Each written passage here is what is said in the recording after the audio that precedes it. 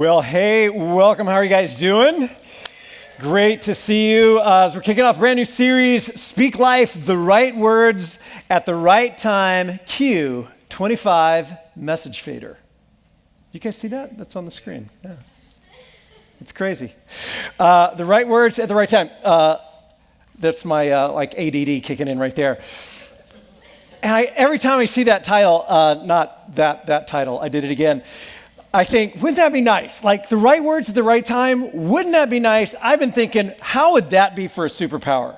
Like really, the right words at the right time superpower. So I don't know if you ever find yourself in group settings where people are like, well, what would you guys want for your superpower? And somebody's like, invisibility, or I want to fly. And I think, how about the right words at the right time?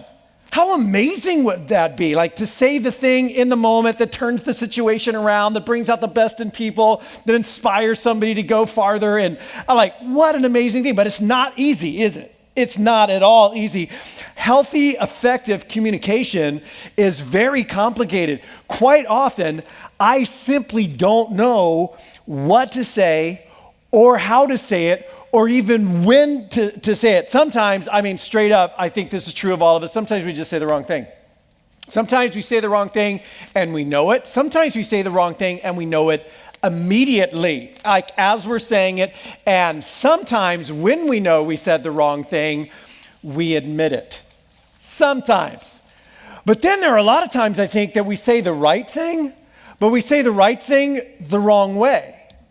I think as a parent, that's like my Achilles heel, but I'm right. But that was the right thing, but I did not say it the right way. And when you say the right thing the wrong way, it's wrong. Or how about this? We say the right thing, but it's the wrong time. That's called parenting teenagers. It's like you got to, like the mood, you got to test the waters, like how is this going to fly today? And we say the right thing at the wrong time. Sometimes we say the right thing, we say one thing, and they hear something entirely different. And we call that marriage. Yeah, I think I saw somebody say, yes, but honestly, this is true across the board in relationships, in all kinds of relationships. Wait a minute, what do you think I said? Because this conflict and this emotion isn't really making sense to me right now. And I think sometimes we would just be better off not saying anything at all. Am I right? And then sometimes we do more damage not saying anything at all. It's messy, it's complicated, and maybe now more than ever before. I listen to a lot of podcasts. I listen to podcasts while I run, and I run a lot, so I listen to a lot of podcasts. And I've been noticing over the past few months that a number of different speakers and thinkers and leaders have been commenting that it seems like our nation right now, and by the way, it hasn't been great for a long time. Relational intelligence and emotional intelligence has not exactly been high for probably decades, but now it seems more than ever before. I hear people commenting that our nation is desperately in need of some kind of like mandatory remedial relationship education. Like everybody has to sit down and learn simple things like how to have a conversation. We're so glued to our one-way communication devices, people don't know how to talk to each other anymore, how to have a conversation, how to listen and actually take in what the other person is saying and then formulate your response based on what they're saying. How about this one? Asking questions. The art of inquiry and curiosity is lost. People don't ask each other great questions anymore. Keeping eye contact and interest. It seems like we are all, like our whole nation, not you, but everybody else is in desperate need of remedial relationship education. And that's why we're kicking off this great new 4-part series called Speak Life, the right words at the right times. And we're going to talk about the power of our words. We're going to talk next week about how our innate temperaments shape and color the words that we choose, the words that we use, and the words that we hear. and how we hear the words that others are saying, and how those unique temperaments and personalities shape how our family members and coworkers and friend groups and such, how they choose their words and how they hear words as well. Don't miss next week. It's going to be great. And speaking of how we hear words, that might just be where we need the most help, because not only do we often not know what to say or how to say it, I am convinced that we don't know what to hear or how to hear it. And that's a problem. We're going to talk about that in week 3. And then in week 4, we're going to talk about what I think is the most life-giving thing a person can ever say and why it is so often we do not say it. But here's the thing. Words are powerful. Words are powerful. And we all know this from our personal experience. There are times in our lives when we really needed to hear something. Maybe we didn't even know it. Maybe we weren't even aware of it at the time, but we needed to hear something and someone said those words in a meaningful, real, authentic way. And maybe it was like a coach or some kind of influencer in your life, a mentor, a parent, maybe just a good friend, and they said what you needed to hear, maybe even words you didn't know you needed to hear, and it was just so life-giving. It was affirming, it was helpful, and I've had a few of those moments in my life that actually have shaped my life that are still memorable to me, and maybe you have too, that hearing what you needed to hear at just the right time is life-giving. And at the same time, I think there are times in all of our lives when we really need to hear something and maybe didn't know even that we needed to hear it, and it's exactly not what we heard. Probably a lot of moments like that. Or worse, we actually heard the opposite. Life-taking words. Words that sapped life and energy and hope and courage and optimism, that left us feeling just kind of empty or unmotivated or defeated. And then I feel like I should say, there are, of course, times in our lives when the thing that we really need to hear is totally not the thing that we want to hear, okay? And that's just a completely different deal. That's different, okay? But this whole thing about life-giving moments and life-taking moments is exactly what the Proverbs is getting at with a very famous statement. There's a collection of wise sayings in the Hebrew Scriptures known as the Proverbs, and one of them, a very famous proverb, goes like this: "The tongue has the power of life and death." The tongue has the power of life and death. And isn't that true? Isn't that true? That just with a few words, in a few moments, you can fill someone's heart or you can crush it? Isn't it true that just with a few words, in a few moments, you can inflate someone with confidence or deflate them with self-doubt?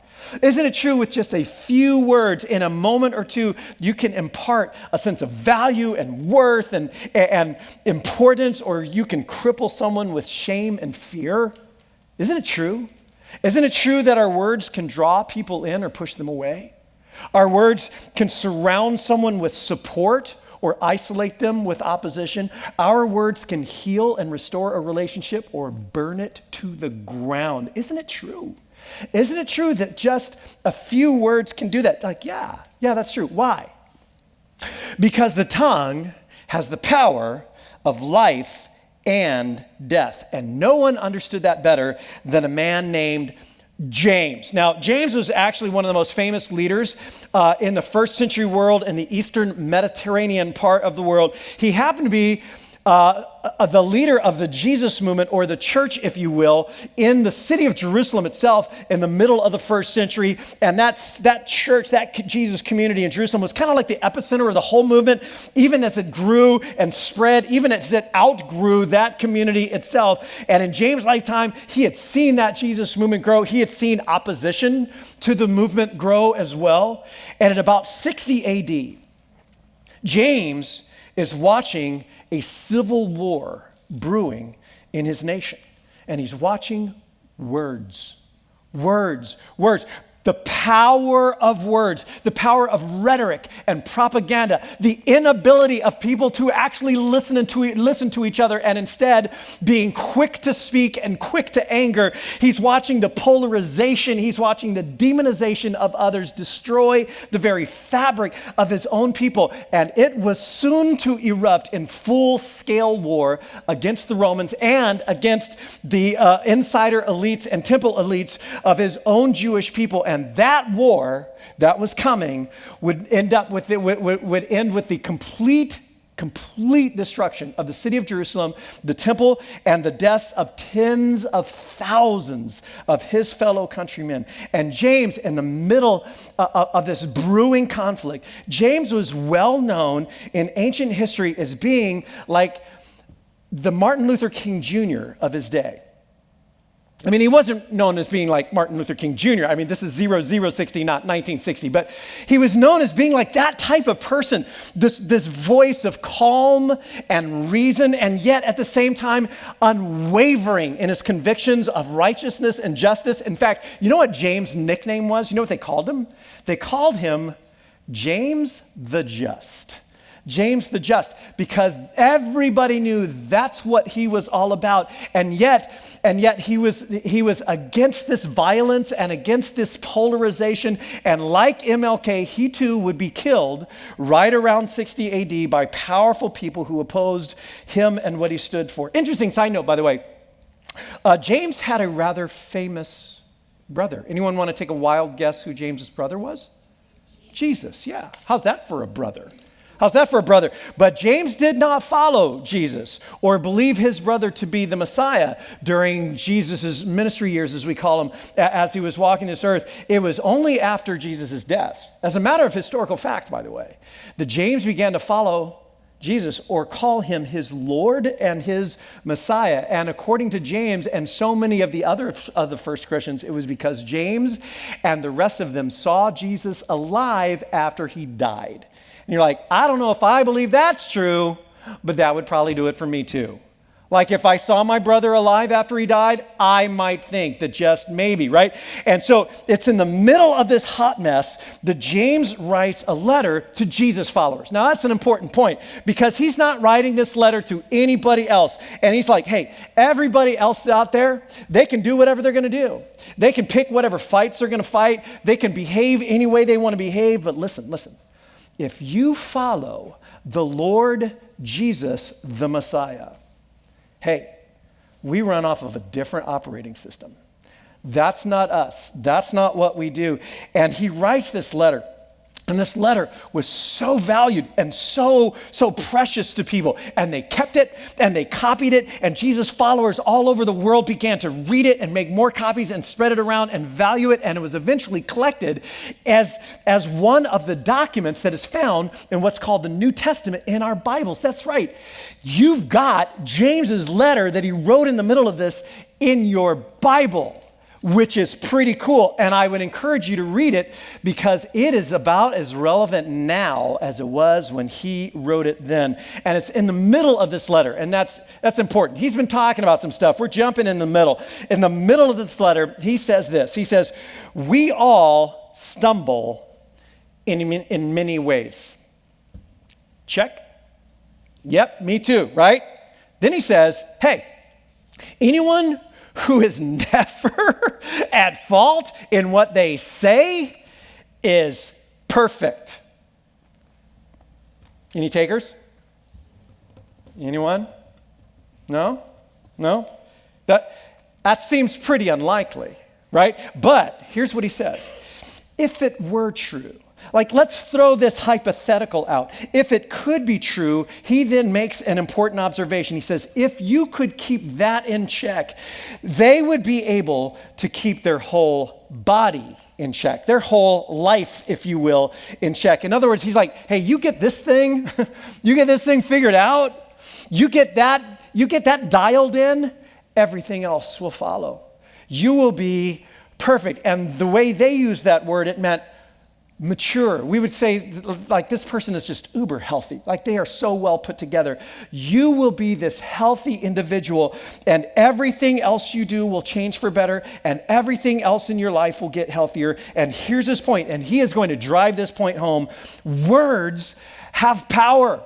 Words have power, and he's watching this happen in the world around him, and we're watching it happen in our world too, and some of us are watching it happen in our own personal world, that our words have the power to direct the course of things. The words have the power to direct the course of our lives.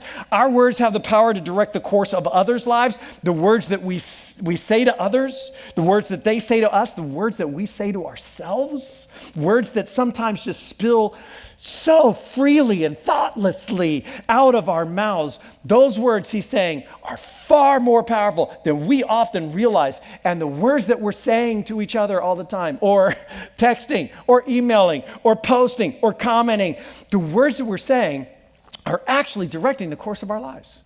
As I'm spilling that nonsense out, I am directing the course of my life, but not just my life.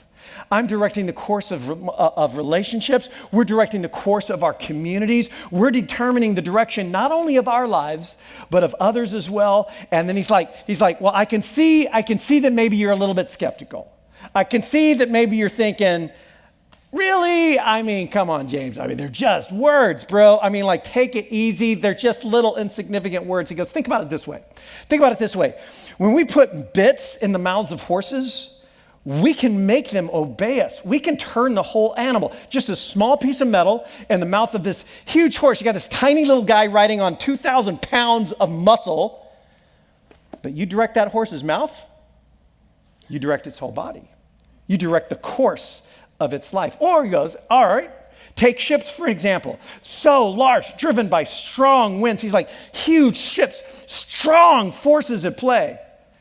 But the smallest little thing determines the direction. It's steered by a very small rudder wherever the pilot wants to go. And he says, and that's you. That's you, and you don't even realize it. And that's your mouth. That's the power that the tongue has. The tongue is just like that. It is this small little part of the body, but it makes great boasts. Words are powerful. Words are powerful. They have a completely disproportionate influence on the direction of our lives. The words we say to others, the words they say to us, and the words we say to ourselves. And James says, don't take this lightly, friends. Don't take this lightly. And this is true both positively and negatively, that the tongue has the power of life and death. And now he shifts to the destructive power of words. And here he uses an illustration that we need no imagination for. Because many of us don't have a clue about horses. We don't know a whole lot about ships. But fires, we know fires. We know fires. And he says, consider what a great forest is set on fire by a small spark. That picture is taken from Northern California this summer. Consider what a great forest is set on fire by a small spark. The boundless, seemingly infinite destructive potential of a small spark or a small word. He says, the tongue is that fire. The tongue is also like that. That's your mouth. And you want to know what the crazy thing is? As I've been reflecting on this, the crazy thing is, I know this. I have heard this before. And some of you have too. Some of you are thinking, wait a minute. Is this a rerun? Haven't we watched this episode before? I'm pretty sure I've heard this message or something like it. Here's the deal. I get this. I really do. I've heard this. I get this. But I do not consistently live like this. And though not a single person in this room or watching would be dumb enough, seriously, not a single one of us would be dumb enough to go playing with matches on the hills of Orange County in the summer or fall, ever. Like, we would never be that stupid. Like, hey, let's go set off some fireworks. Let's just start a small little fire. Not only would we not be that dumb, we wouldn't even allow anyone around us to do it. You're out with a group of people hiking through the hills and they start lighting matches. You're like, oh, no. Oh, you better put that away. That is not about to happen while I'm standing here. We wouldn't do it. We wouldn't allow it. And yet we let our tongues loose every day. Burn, baby, burn. The tongue also is a fire, he says. It is a world of evil among the parts of the body. It has this capacity for destruction and evil that is endless. World wars have been started by words, by rhetoric, by ideas, Mass shootings have been provoked by bullying words. People groups have been oppressed, enslaved, and even slaughtered. Genocides have taken place because of false narratives promoted about people groups, words that were said and believed, just words. Marriages have been destroyed. Businesses have been ruined. Reputations have been ruined. Futures have been ended. Families torn apart. Children reduced to lesser versions than the lives that they were created by their Heavenly Father to live. Scripts of shame and fear and cynicism have played out for years and years and years in many of our lives because of the destructive power of words. Just words. Words not only have the power to direct the course of our lives, words very much have the power to destroy the course of someone's life, our lives and the lives of others. And listen, that doesn't really seem fair, does it?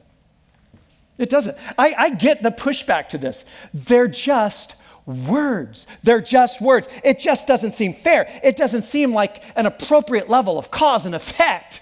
Does it really? I mean, it doesn't seem like this little thing should result in that much destruction. I mean, it seems to me like if the spark is just this, well, then the result should only be like that, right?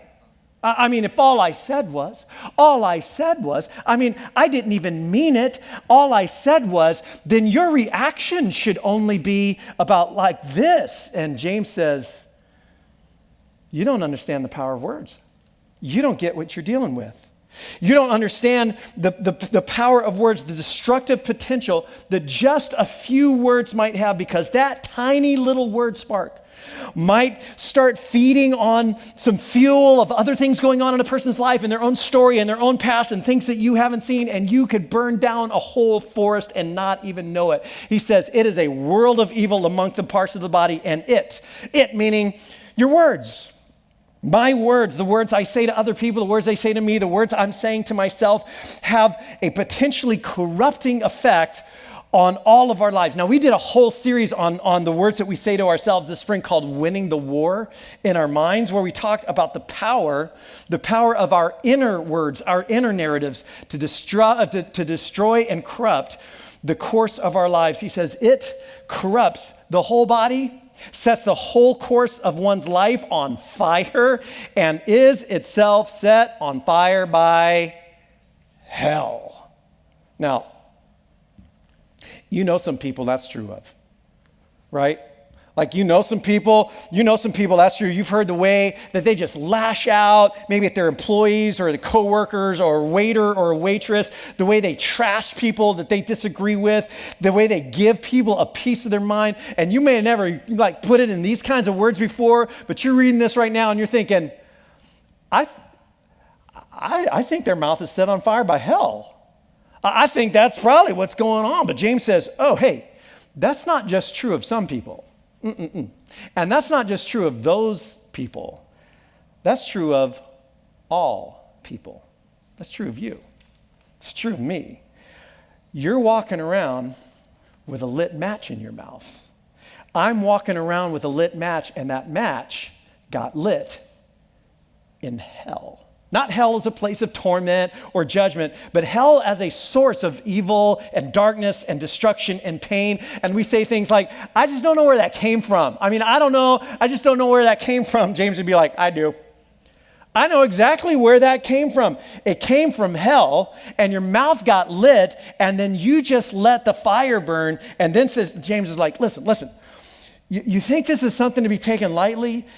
It's not. And again, you can just feel his own passion about this, because he's speaking to cultures and communities that are in the process of burning themselves down while he's watching it, lighting fires recreationally and feeling totally justified and totally righteous in picking the fights that they're picking. And he's watching communities. And he's watching people who used to love well. He's watching marriages burn down and be destroyed by words. And he says, listen, hey, you think this can be taken lightly. It can't. All kinds of animals and birds and reptiles and sea creatures are being tamed and have been tamed by mankind. But, what's this? Read this out loud with me. No human being can tame the tongue. Let's say that again out loud. No human being can tame the tongue. It is a restless evil. Restless, that word restless, the idea, the picture here is there as an image of a caged animal. Just like he's in the cage, but he's not happy. And he's clawing and he's trying to get out. And he's like, that's your tongue. This restless evil, and no human being can tame it. Now the point here is like, so don't even try. You might as well just go for it. His point is, you will never reach a point in your life or your journey. I will never reach a point in my life or my journey where I don't have to worry about this anymore, where I don't have to be cautious anymore, where I can just drop my guard, check the box, say I'm done. He's like, it has to be watched. It has to be guarded every single day. This thing is so destructive and it is so powerful. So back to our wise saying from the book of Proverbs, the tongue has the power of life and death. And then the proverb adds this second line. All of the proverbs have these pairs of lines, and it adds this line, and those who love it will eat its fruit. The tongue has a power of life and death, and those who love it, in other words, those who really appreciate this, those who get this and appreciate this power and cherish that and really apply this, they will benefit from the fruit of life-giving words. They will speak life, and they will benefit from the fruit of it. Words have the power of life and death. So as I kick off this series, I just want to start with a question, and the question is just this. So what kind of words are flowing from you? Think through your day, think through this last week, think through this last season. Like, what kind of words are flowing from you? Life-giving words or life-taking words? What flows from you naturally? Are they words of courage and hope and affirmation and appreciation and healing, words that disarm tensions and build understanding? Or are your words often more of criticism and correction and maybe anger or cynicism, defeat, discouragement, despair, maybe snarky words? Snipey words, words that aggravate tensions and increase division? What kind of words are usually flowing from you? There's an article in the Harvard Business Review a few years back. It's talking about the ideal praise to criticism ratio. Like, what is the ideal praise to criticism ratio? The ideal ratio of life-giving words and life-taking words. And these groups had done some research with real high-performance teams, like teams that were just really killing it. And they were specifically looking at how these teams interacted, what they said to each other, the ratio of their negative words and their positive words used while they were carrying out their business, as researchers kind of watched them go do their thing, right? And take notes and such. And negative words, for the study's sake, negative words included all words of any kind of criticism, any kind of correction. I don't agree with that, any disagreement, any pushback, any challenge, but also, of course, words of blame and sarcasm and put downs or just even disapproval. All of those rated as negative words. And then positive words were words like, hey, I totally agree. What a great idea. That's what we should do. You're really good at that. How can I help? Like words that were approving and words of agreement, acknowledgement, appreciation, support. Like, how can we do this together well and so forth? And it's really important. The point of the article was not that negative words should be eliminated. They're bad. So never use them again. In fact, the article went totally out of its way to make a huge point about the importance of honest critique, of people being able to speak their mind, push back, so that the bus doesn't drive over the cliff. Somebody's got to speak up and say, bus driver. Like, there needs to be that in any kind of high performance situation. The point was that high performance teams had a way of outweighing all of that necessary pushback that they did and did honestly. They had a way of outweighing all of those necessary disagreements with way more positive, life-giving words. Way more. In fact, to the tune of 5 to 1.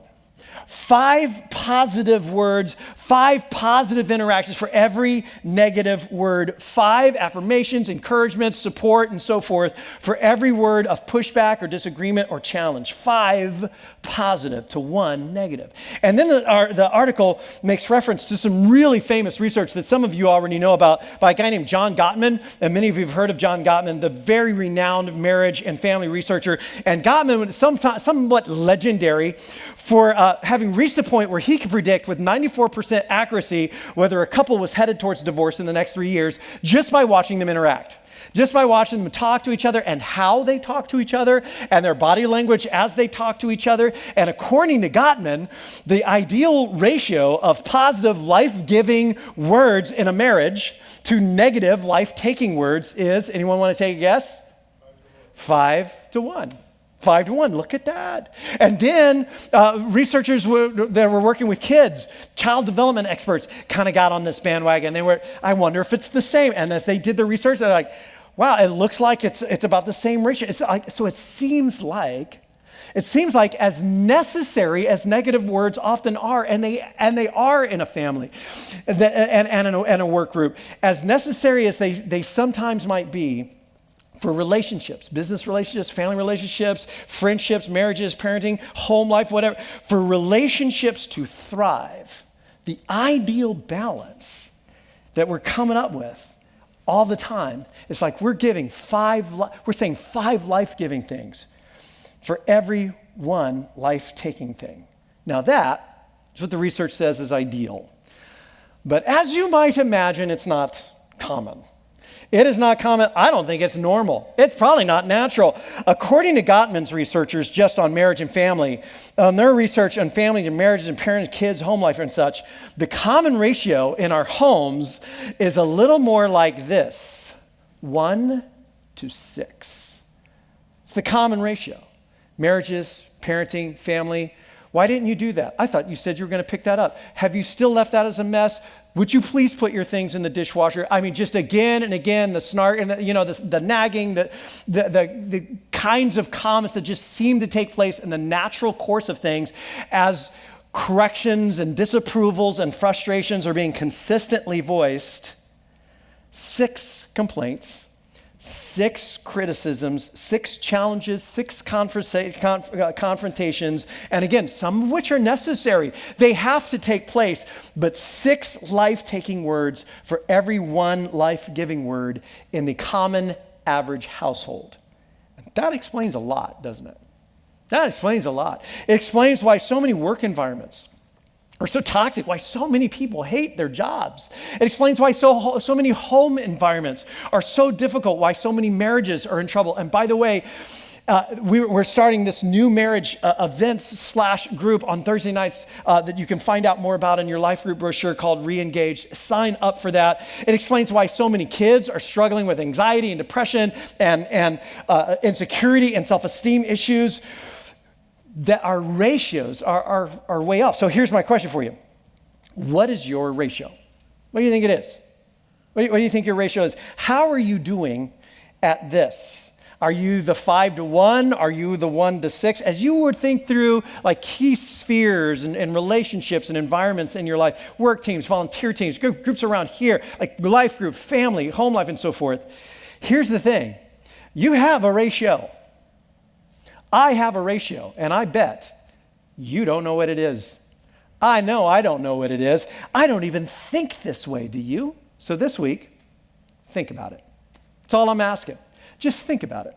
Think about your own ratio as you go through the week, because the tongue has the power of life and death, and those who love it, those who appreciate that, get it, cherish that power, will benefit from the fruit of it. Now, part of the challenge of doing what I just said, of speaking, or frankly, even hearing life-giving words that need to be said and words that need to be heard and so forth, part of the challenge is that we're all so different from each other.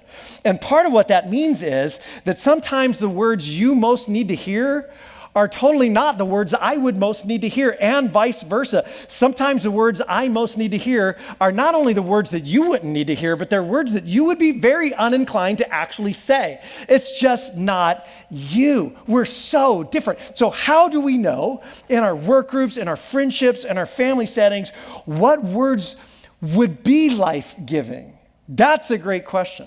And the answer is don't miss next week, because that's where we're going next week. But I want to end today with a question as we kick off the series, just to get you thinking this week. And the question, to come back to it, is what kind of words are flowing from you? Just, can I be aware of that this week? What kind of words are flowing from me? As I think about the different arenas and environments of my life, are my words of courage and hope and healing? And are they life-giving words that mend relationships and bring people back together? Or are my words often words of correction and criticism or harping or anger, defeat, discouragement, and so forth?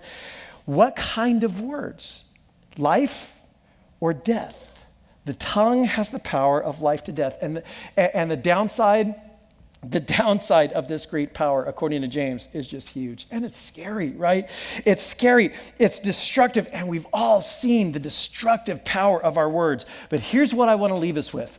The upside of this power, the upside of this superpower is even greater. I mean, think about how amazing it is that you might be able to speak life to people, that you have the power to speak life, to impart things that inspire and build up and motivate and draw people in. And here's the thing, I bet you probably don't think you do.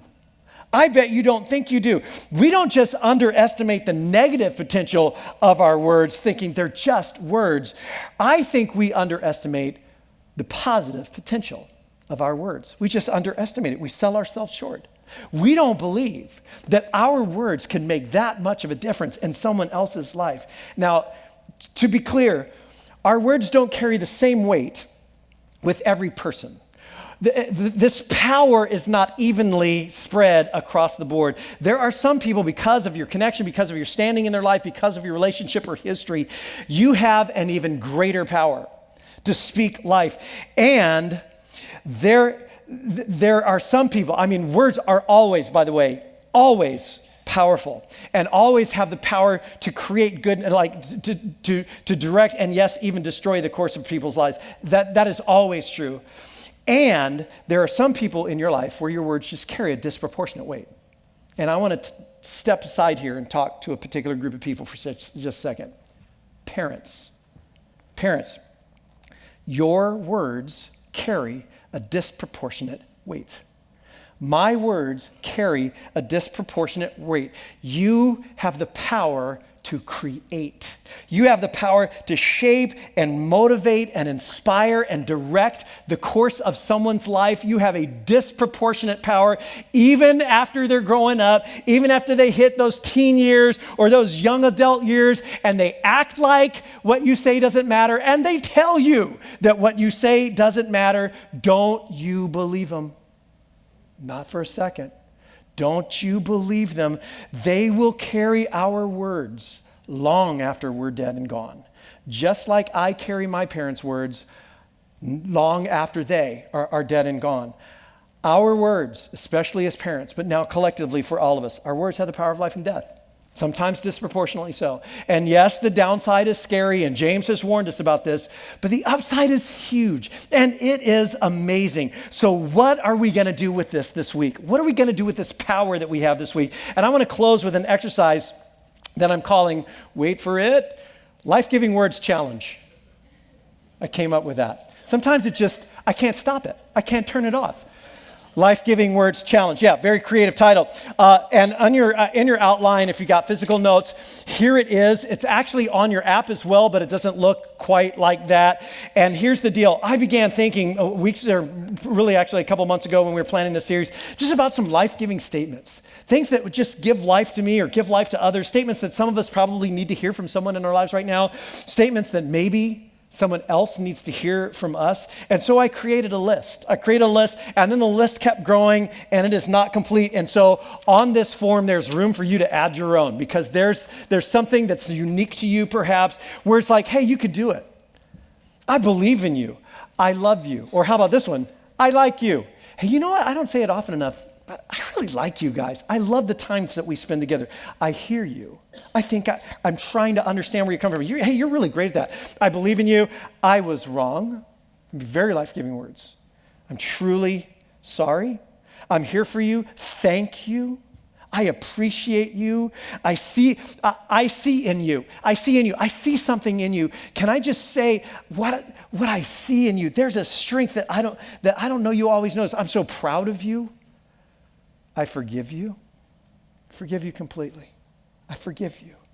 I appreciate this about you. I admire you. I respect you. The list could go on, but here's what I want us to do. I want you to take that list, whether you're on your app or on this outline, and we're going to play a little something. In fact, I think we're going to play the video that starts off the series. Just play it softly in the background. It's about a minute. And I want to give you a minute to look at that list. Just look at it prayerfully. Read through that list and answer these two questions. Who would you love to hear that particular statement from? There's someone in your life like, oh, if I could have heard that would have meant so much to me. And maybe more importantly for this next week, which of these does someone else need to hear from you? As you read through this list prayerfully, one of them is, maybe two of them, maybe a few of them will jump out and you're like, I have not said that out loud. I've not said it out loud often enough. I've not said that out loud recently enough. Perhaps I have not said that out loud at all. And suddenly I realize I kind of need to. I need to say that to them. So we're going to give you a minute. Take just your time. We're going to play this softly. Prayerfully think through that list, add your own, and begin to identify which ones you would love to hear, but also maybe some that others need to hear from you.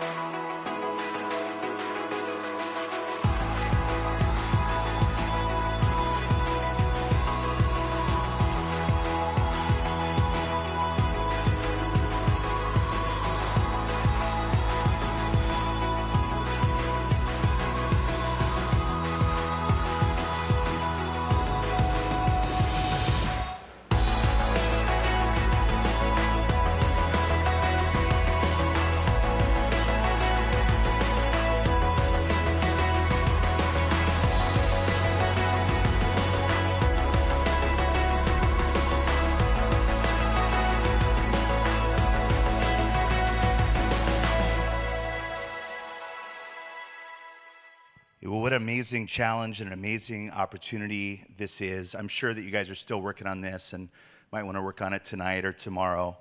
And I would encourage you to do so sort of thoughtfully and prayerfully. Like, maybe really hone in on some of these statements, or maybe ones of your own. I started to write, I told you so, and then realized that probably I crossed it out. I'm not going to say that to anybody. But there are lots of people in our life that, I don't know if you've ever had this experience, but I have it all the time. I often know what I need to say. And I know when I need to say it and who I need to say it to, but sometimes I lack the courage or I lack the, honestly, sometimes the forgiveness. Like, I know I could tell this to that person and it would be so healing to them and so helpful to them. But you know what? They hurt me yesterday. And I'm still holding on to that. And, not only through this series do we want to be people who learn how to use the right words, but we want to be people who give grace to others, because everybody in this room has said the wrong thing today, probably within 90 minutes, because most of us haven't said much for the last hour.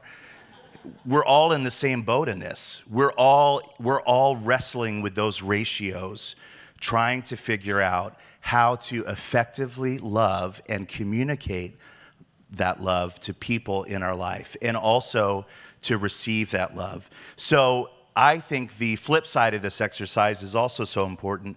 What are the things that we need to hear, and who do we need to hear them from? And this might be your challenge. This is what I'm thinking, and maybe this is just for me. What if I said some of those things to those people to see what kind of impact it might have on our relationship? That person that I really wish would say that to me, what if I said it to them?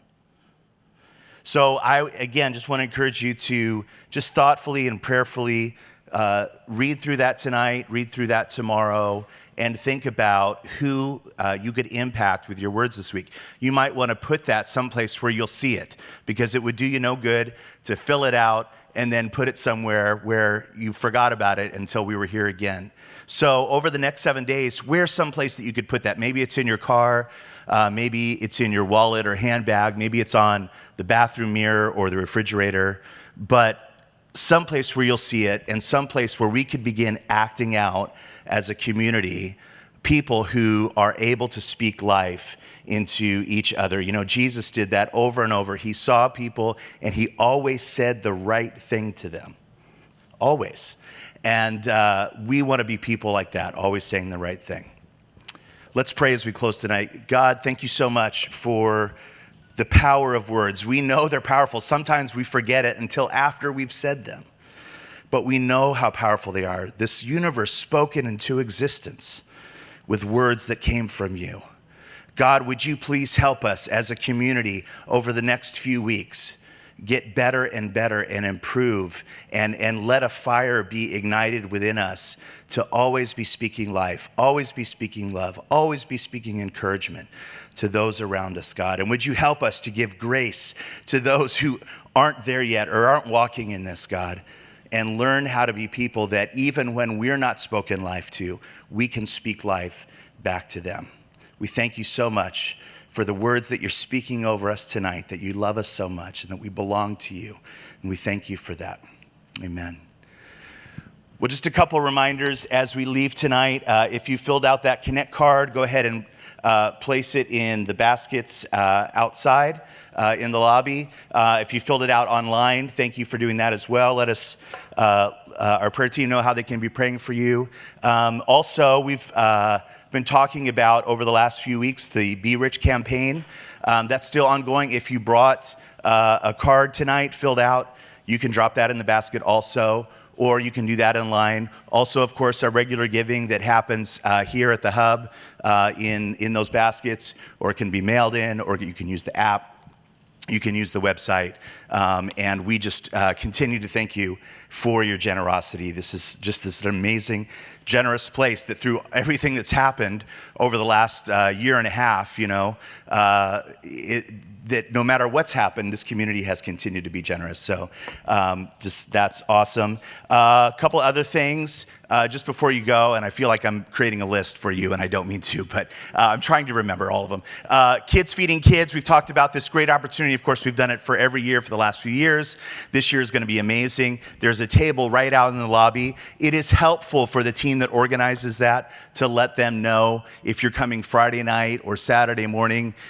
So you can let them know at the table, but also just to kind of check out everything that's a part of this. If you've not been a part of one of these Kids Feeding Kids events before, you will love it. You will have a great time. Just sign up. Don't ask any more questions than what time do I need to be here, because you will have a great time. And that's it. We'll see you next week for part 2 of Speak Life. Thank you so much for being a part of this gathering. It is better because you're a part of it. So thank you for being so.